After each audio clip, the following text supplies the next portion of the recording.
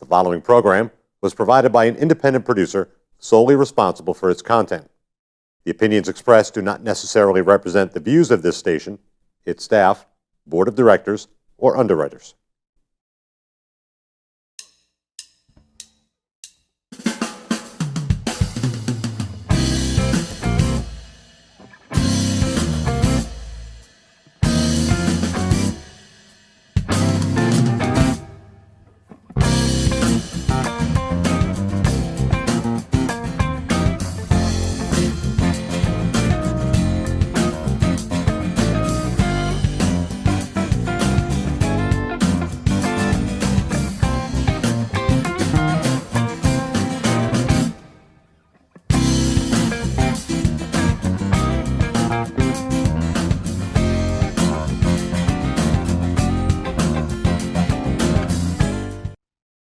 Welcome to Gate City Chronicles. I'm Kevin Avard, your host.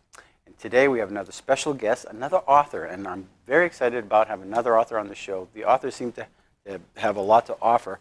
And we're going to be talking about The Munich Girl, written by Phyllis Edgerly Ring. And welcome to the show. Thank you so much. Oh, wonderful. So I looked at the back and I saw Ava Brown. Mm-hmm. And I thought, no, I've heard that. Who is Ava Brown? Ava Brown. Not everybody may know. Right. She's a bit infamous, and the person she loved was even more infamous. That was Adolf Hitler. So she was Adolf Hitler's mistress for 16 years, and she was Mrs. Hitler for about 38 hours at the very end of her life. Oh, they did get married. See, I didn't know that. A lot of people don't know. That's interesting. A little known fact. So when we watch the documentaries, we usually see these fast-moving clips of Ava and the scenery of the Alps and behind them, either in Switzerland or wherever they're at. And there's just very little footage that you see of her. But they're always, I don't know, just brief and then bombs. Exactly. You know? And that's because the dynamic that existed for her as his mistress was that she had to remain invisible. Germany needed not to know that Hitler had a love, because what Hitler told Germany and the world is that Germany was his bride. So any woman in Germany could imagine herself, potentially, could have this great destiny with Hitler, and of course, millions of women did. So Ava Brown had to remain completely invisible in terms of any public exposure. Within Hitler's inner circle, it was very well known who she was, and it was a very guarded secret you would never share. So none of this leaked out in the early years, even though there are video clips. So somebody was taking videos for posterity or for after the war? They're her films. This is the paradox, is that she was required to be invisible. She was considered so unimportant in the view of the Nazi world toward women, that she was allowed to get incredibly close to Hitler. And the reason we have those films today is because many of them were filmed by her. Obviously, the ones in which she appears, she hasn't filmed. Usually her sister is filming her. But Ava Brown was allowed to get very close to Hitler in his personal life. She worked for what was called the Reich photographer. Heinrich Hoffmann was her boss. He hired her when she was 17 years old. And she met Hitler a few weeks later when he was 40. 23 years age difference between them, which tells us a lot about the dynamics of their relationship. But she actively pursued him, and one of the ways she did that was taking photographs of him for her boss. Some of the most intimate-looking photographs of Hitler that were used in the propaganda that showed him with children and animals, showed him as this compassionate soul at home, were taken by her. You see a lot of pictures of looking up at him. Yes, absolutely, absolutely. Staged or whatever. Absolutely, and you can also find photographs of her taking those photographs down on the floor, looking up at him. And of course, I think it's 3 DVDs of films. All of it is in the public domain, so anybody can find it and look at it. And Ava Brown, because she took those films, we know more about Hitler's private life than we would ever otherwise have known. They weren't meant to be discovered and made public, and there were multiple copies of them, which is why today they're all over the place. You can find them anywhere on the internet that you look. Now, you mentioned her sister. I didn't know she had a sister, and her sister was allowed to be in this confidence as well, because obviously Hitler had to give the permission. Exactly. She was one of 3 girls born in 1912 in Munich, hence the title. And I'll emphasize that despite the fact Eva Braun is a really significant part of this book, it is not about her. It's about a woman who was born immediately after World War II and discovers, after years of living with her father's war trophy portrait of Eva Braun hanging on the dining room wall under every meal, every family meal, discovers after her parents died that her mother had a secret friendship with Eva Braun, which was never disclosed to anyone. And so then she begins the trail back into wartime Germany to follow the course of her mother's experience in knowing Eva. And I must say that in all of the writing I've done for about 30 years, I did not see this book coming. I'm a military brat, and so I spent 3 years of my life in Germany as a child, and my husband has the same experience. We were both there in Germany on the Main River at Army bases at the same time in the early 1960s, even though we met later in life. So when I reached my early 50s, I had a lot of German friends. My husband and I were going back to Germany frequently, and I realized that there was this gap with German people where they would stop short of sharing things with you. It began when a friend of mine's father was beginning to talk about having been a German prisoner of war at about the age of barely 17. He went into the Wehrmacht, the German army, when he was probably 16. At the end of the war, it's amazing he wasn't 13. There were many young soldiers. And he was very quickly taken prisoner, and I think he had a pretty horrible time, but survived it. But I watched him stop short of going into detail about that. And I realized that German people did not feel free yet to talk about their experience because they were the enemy. They were the vanquished. You know, up the first 50 years after the war, with all of the suffering that had occurred in the war, Right. particularly with the Holocaust, there were too many victims and it just wasn't a possibility. But I decided then, that was 2007, that I really want, if I loved this culture so much, Germany, I needed to understand the experience that Germany had had during the war. So that's what got me launched on what eventually became this book. I came home to the United States a week later, and the first thing to arrive among my early mail was a book by a woman named Angela Lambert, a British German writer who'd been a journalist, who'd written a biography about Eva Braun. And I thought, well, if I'm going to learn more about Germany, obviously I have to spend more time understanding the Third Reich. I didn't think I wanted to get anywhere Were women close to him. in positions of authority in the Third Reich at all? No, not at all. Not at all. Women, I think, were primarily, either mothers and given a very important medal the more children they had, basically creating cannon fodder. But they had very little position of power or authority. There were exceptions like Leni Riefenstahl, the photographer who took the films at the Nuremberg rallies, but she was a rare exception. For the most part, women Were they really- guards or, okay. in the concentration camps. I was just going to say, Yes, watching they were. Schindler's List, and that Oh, yes. not too long ago. I tend to watch that maybe once a year. I don't know why. Because it's a great film. I'm just drawn to it, and you reflect that you did see them in positions of, just basically doing guard duty or rallying the women or hurting them, whatever. Yes, yes. So, but, now that you mention it, I've never seen Nazi soldier women. No, and you wouldn't. That's not something that you'd see. And you'd see nurses. That's how they do military service in a medical capacity. And also, one of the ironies is that women had not been in the workforce, sort of the way they had not here in the United States or in Britain. And they, of course, filled the workforce very shortly after the start of the war, even before the war. They were in the manufacturing. Exactly. And in Germany, you had to have war service. You were required to. Nobody was exempted from it, and you couldn't move unless you were given permission. Eva Braun's work service was being the photographer of Hitler. She was very fortunate. So when you see a lot of these documentaries, and this grand picture that Hitler was putting out there, and the Nazis, you see people frolicking in the fields, and this utopia where people were at peace, and the children were smarter and brighter, kind of like what's his name? Anyway, it'll hit me later. But there's a radio talk show, but that kids are smarter and they're wiser and they're brighter. I forget the name of it. Hometown Prairie Oh, Companion. Prairie Home Companion. Yeah. Garrison Anyway, Keeler. Garrison Keeler. Thank you very much. All right.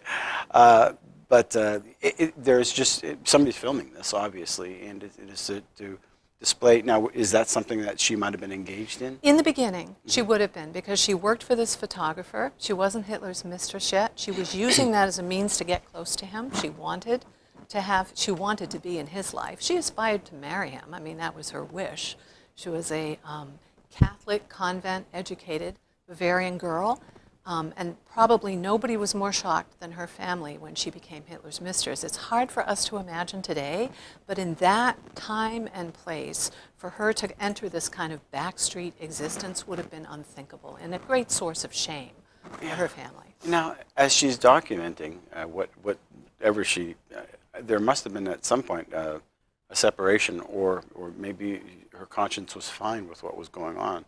Well, like so many people in the inner circle with Hitler, two of his secretaries have written excellent biographies, and they both say the exact same thing about this. The closer you were to Hitler, the less you knew, much less. And he could compartmentalize things very, very easily. So the dynamic, and I know another author, Marina Kirsch, has probably talked with you about this when you interviewed her. The experience most Germans had is that everybody knew about concentration camps. What they understood about what was happening there was a different story. The concentration camps, for the most part, were prison camps. What almost no Germans knew about during the war, or for quite some time afterwards, were the death camps, which were mostly in Poland, like Auschwitz and others. Treblinka and others, because there were no barracks there was no reason for there to be. They were death camps. And I was surprised to learn recently, a wonderful film, begins in the time of 1958. It's called Labyrinth of Lies. It came out a year ago. It's a German film. It's about the prosecutor in the equivalent of like an attorney general's office in the United States in Germany, who discovered that most Germans knew nothing about Auschwitz, and began the process that eventually prosecuted those particular war criminals, many of whom had escaped to South America and other places. So there's a lot that German people did not know. If you knew about the atrocities, let's say, in the East, whether they were camps or the massacres that took place, it's because you were usually part of an armed force, you know. The average civilian wasn't going to have this information. Not till later. It's interesting how you can learn gists of what was going on. I think it might have been about 3 months ago, I was watching Patton, and how he was actually sent to Germany to rebuild it using their government's status. I didn't know that. You know, I'm kind of watching some of these old movies that I watched when I was a kid. I'm thinking, what? And it's and he didn't want to do well. No. I don't think he wanted to do that, or maybe he did. Well, he was a soldier, so probably not. That probably wouldn't have been his forced, first choice. But these people knew what was going on, and they were the Nazis, and but they needed a government infrastructure to reestablish. So this book basically is someone's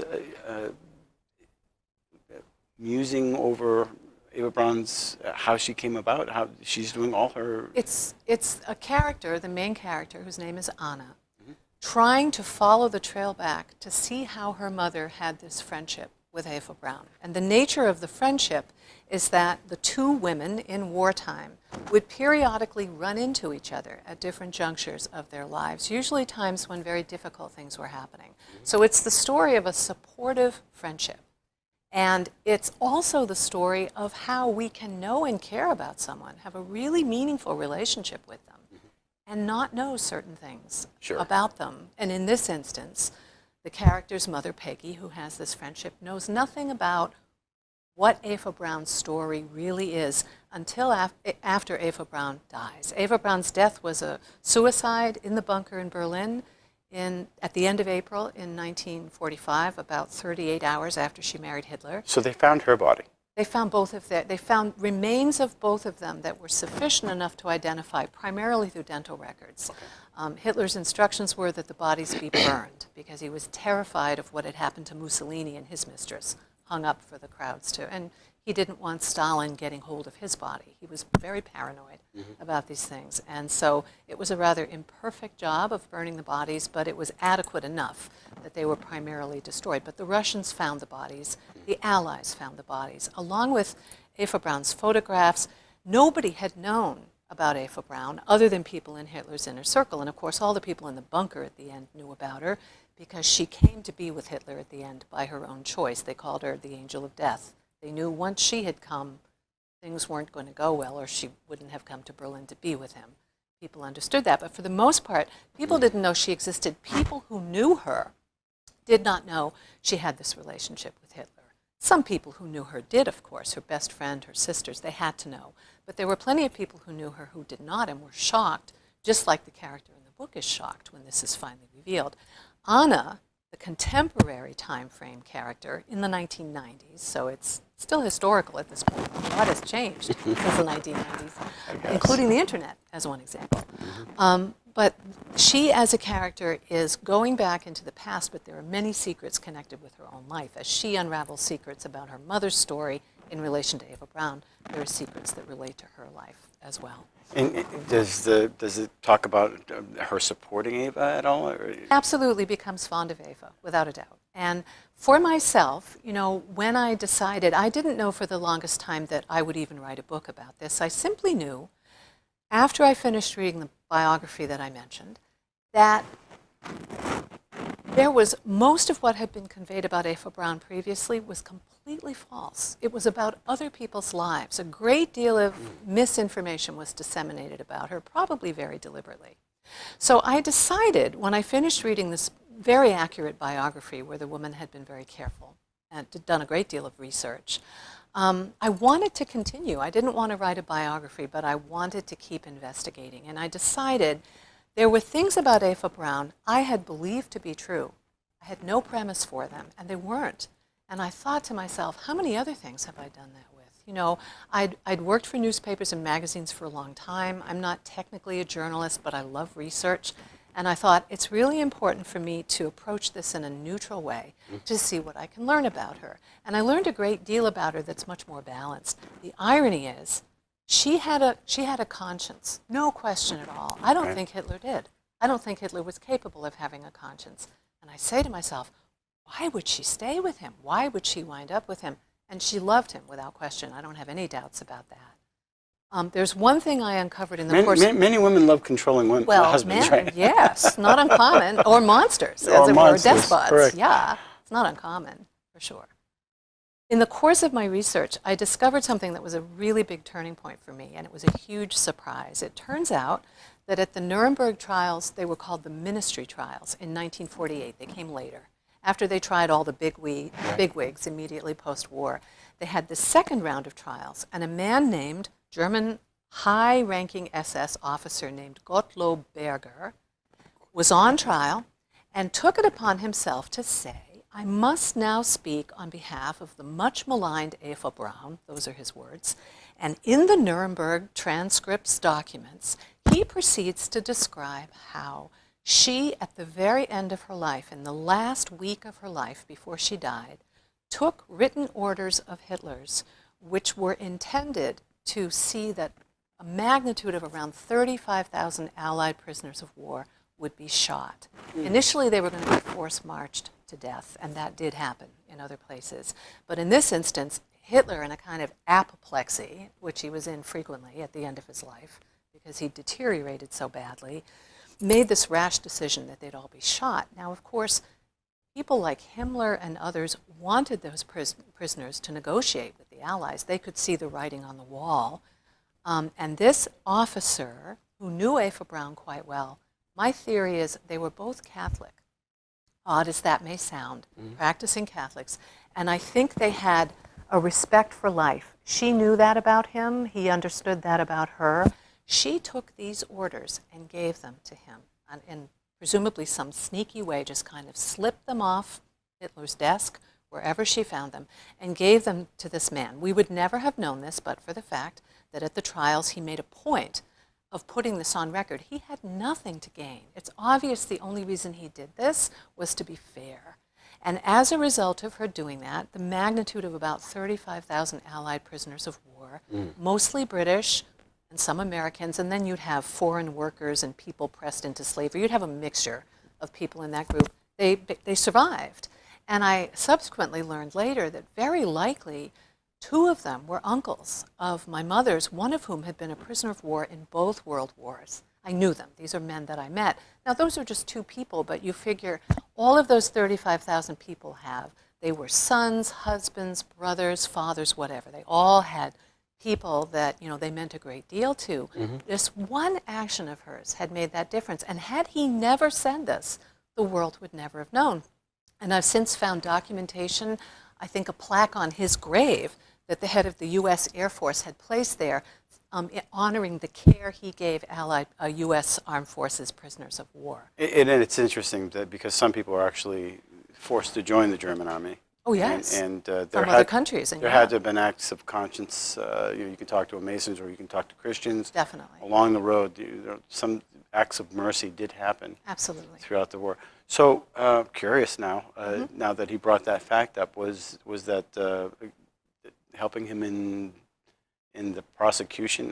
Not at all. That did not. Well, I mean, certainly he was. Was he put to death? No. Oh. He died a natural or died a death quite a number of decades later. He lived a reasonably happy life. I think he did some 3 years, perhaps, prison time, which is a small sentence. But he was in the from SS. those trials. Yes, and he was, I'm trying to remember who his first in command is, and I'm blanking right now, but basically one of his areas of jurisdiction was the Allied prisoners of war. That he had oversight of that. He had good intentions. I don't have any doubt about that. He would have made a more humane decision. My theory about why Ava Braun did this, and this is just a personal theory, is, and it'll sound bizarre to say it, I believe she was protecting Hitler's reputation. You look like a really bad guy when you break the Geneva Convention, in her view, right. Which says to me she knew very, very little about the atrocities. She heard plenty of horrible talk at the table, but Hitler talked constantly, endlessly, to the point where you'd begin to tune him out if you were part of his private circle. He kept you up till 3 in the morning in monologues. So she heard plenty, but I think the knowledge that she was privy to was very small, perhaps until that last part of her life when she was in the bunker. She may have started to hear about things then. But I honestly believe prior to that time, she had great faith in him and loyalty to him, and I don't think she knew very much. And I think she committed that act again to protect his reputation. Are there stories or interactions with her in, say, Himmler or any, some of the high-ranking? Is there any information about that in the book? Not in the, well, yes,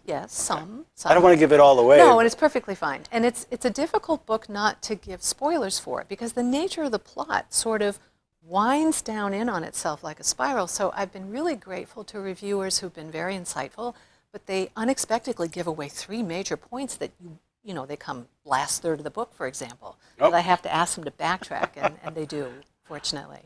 Yeah. And how long did it take you to write this? I worked on this for 8 years altogether, totally. Tell me about the research. How did you go about the research?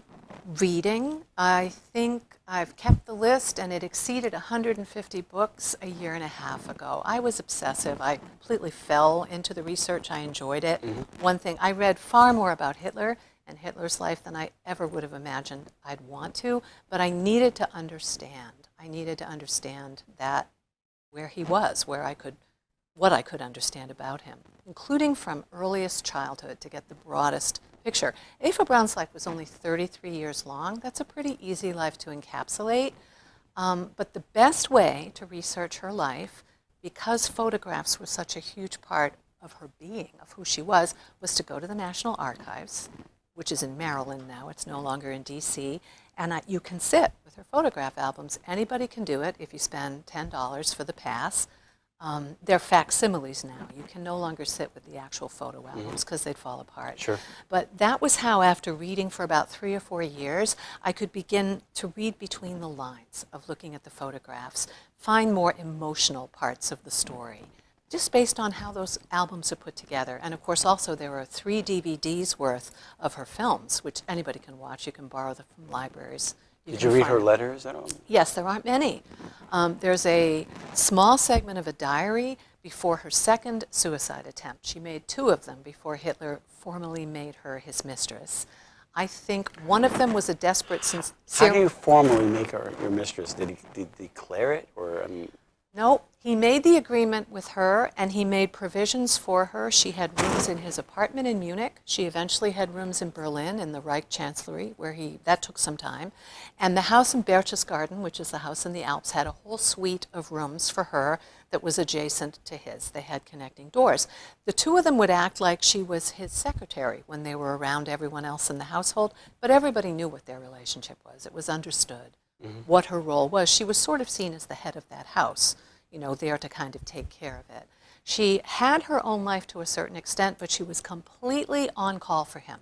She had to constantly be waiting, and Hitler's personality was such that he was so suspicious, paranoid perhaps also, that he'd never give his plans away. He'd change his plans at the last minute, so it was a nightmare to keep up with him. So she, her life was basically at the beck and call of his. And one of the most moving things I discovered in the course of the research was in the 16 years of her life that she basically gave to him, between the age of 17 and 33 when she died, you can figure out when she saw Hitler. It's possible to do that because there are extensive diaries that tell you where he was. If you add up the days with a small margin of error, very small, that she could have spent with him, it's less than a year. So in 16 years of knowing him, she got less than a year's worth, probably more like 240 days of his time, which is a little sad to think about. But she was completely devoted to him for whatever reasons she was. Very interesting. Now, this is, when did this come out? This book came out a year ago last Monday. So November 14th last year, the print book came out while I was in Germany, which was an interesting surprise. And there's an ebook version as well that comes later, so that came out this January. Is this written in German? I hope so one day. Not yet. It's my goal that it'll be, and I'm not capable of translating it, even though I've gradually been learning more German. But well, I thought you spoke German too. You don't want to hear me speak German. Now, there's I 2 Germans, right? lot. There's regular German and there's High German, or? Oh yes, absolutely. And there are all kinds of dialects. I've reached the point when I'm in Germany now, if I can relax about it, you have to close your English drawer, as my language teacher says, and open the German one. If you don't think about it, people now ask me if I'm French or British. They don't ask me if I'm American anymore, so something's improving slightly. They can tell I'm from away, but they can't tell from where. But I'll always speak with an accent. But the German population knows this is out, or there are people in Some Germany? do. Yeah. I mean, I've had great response from German readers. Many, many Germans read in English, fortunately. So. And how do they? What do you think their take from this would be? You think this would be a healing type of? Well, the best thing that happened for me was a library talk I did a few months back in Maine, where 2 German women came up to me afterwards, and they were probably born before the war ended, to give you an idea of their age. And they said to me, I feel like I can finally tell my story now. They both wanted to write.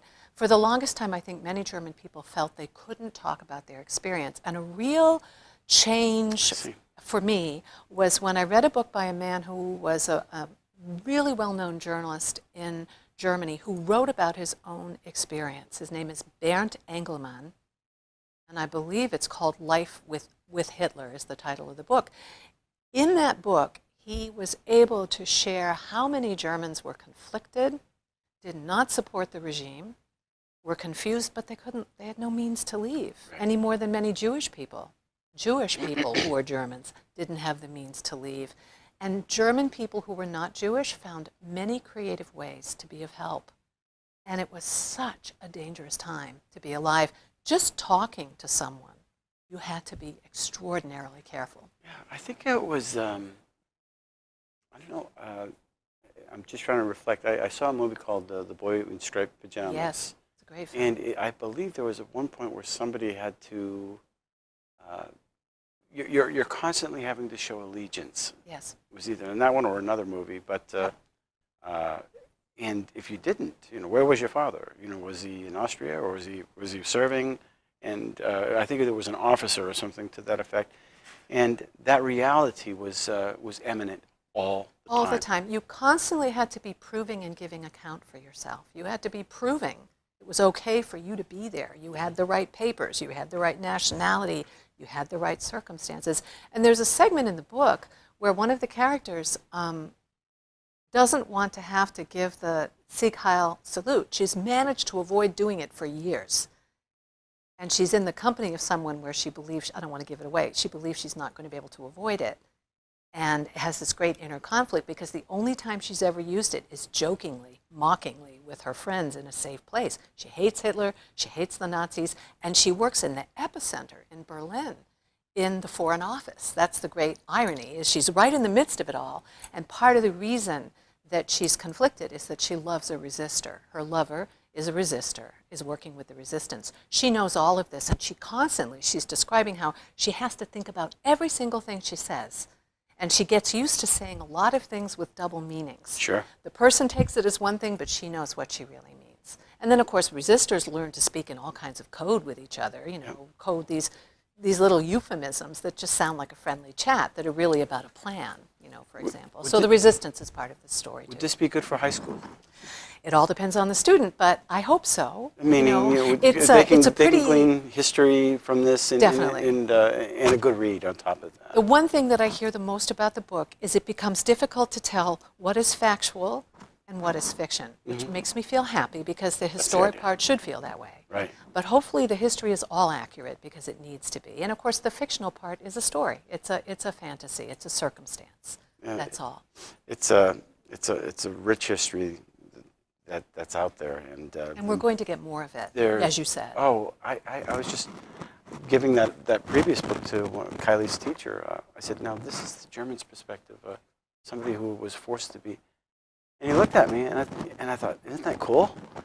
It's just you never hear that. You never hear the German side, not because they were the bad guys. They were Darth Vader. They were this evil thing that we can't comprehend how a culture could turn in such a way. But not everybody was all on board, and I think Schindler's List opened that door to some respect. Definitely. And that whole era is just, it's hard to comprehend not coming from there and being generations removed. This is an interesting way of bringing the history back. The people that have no clue. They have no clue about Vietnam, let alone the Iraqi War. We have generations that are coming up. This can't be lost. But this is a unique way of telling a story that I've never heard. No, and most of us would think, why would we bother paying attention? But I think if we can come to understand more about why things did happen, and this is the really hard part, if we're willing to allow Hitler to be a human being who had a human side, we'll learn a lot more. It's as though we've thrown away so much we could learn because there was this real resistance to that. And the fact is, he was a very distorted human being. Absolutely. Sure. But we need to look at him in that context in order to understand more. And the irony is about Ava Brown. She's a key to understanding him. She will understand much more about him through looking at the person that she was and why she cared about him, ironically. And I think that's very helpful. And I think when you go back even a few years to Caligula, he had a very strange upbringing. And there were many people that were set up for the throne. And his uncle was a very perverse individual by any generation's standards. And so what he saw as a child formed who he was. Yeah. And we can probably take that, that view, okay, that's what happened to Caligula, and that's why he became such a person, such a monster. There are things that happened to Hitler as well as to a lot of these bad people in our lives. Not excusing on any level. No, but it's a part of the story. It is a part of the story, and you can see how that, maybe, how one could be an evil person, but became a huge monster because of the seeds that were planted in their lives. Interesting, very interesting. So how do people find this? Any bookstore, of course. You can ask for it. It won't be on the shelf, but they can order it. It's naturally available through the internet, Amazon, and other markets. But I always encourage people, please go to your local independent bookstore or Barnes & Noble, wherever, even the chain bookstores, and ask for it if you like. but it's also available as an ebook because many people want their Kindle now. Interesting. Yeah. Very good. And do you have a Facebook page? I do. I have a blog. It's called Leaf of the Tree, and it's my name, Phyllis Edgerly Ring. It's a WordPress blog. So if people Googled my name, I shouldn't say Google. If people did an internet search of my name, it'll come up. Google or Yahoo. It's become a word, I guess. Sure it is, or an action. Exactly. And so there's a Facebook page. Well, I really appreciate you coming on the show. I'm very grateful. This went by really quick. The clock stopped, so I'm not really sure how much over we went. Sure. But this always fascinates me, and I'm very grateful that you I came really on the show. appreciate it. Thank you for letting me talk so much.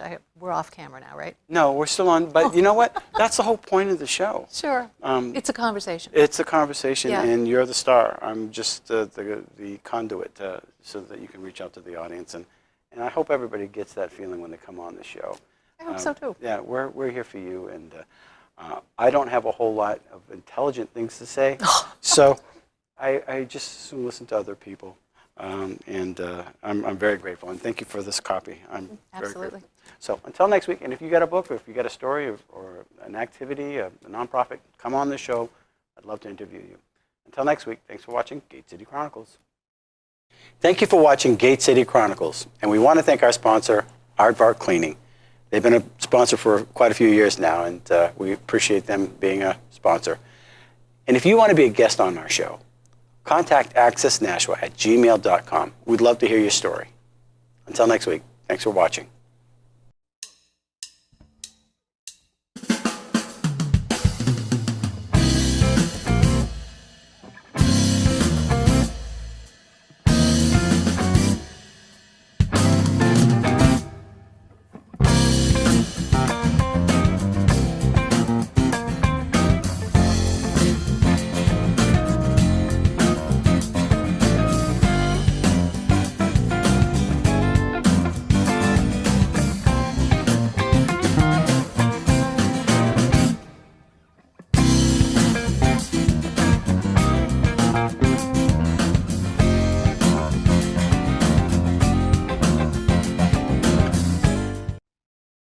The preceding program was provided by an independent producer solely responsible for its content. The opinions expressed do not necessarily represent the views of this station, its staff, board of directors, or underwriters.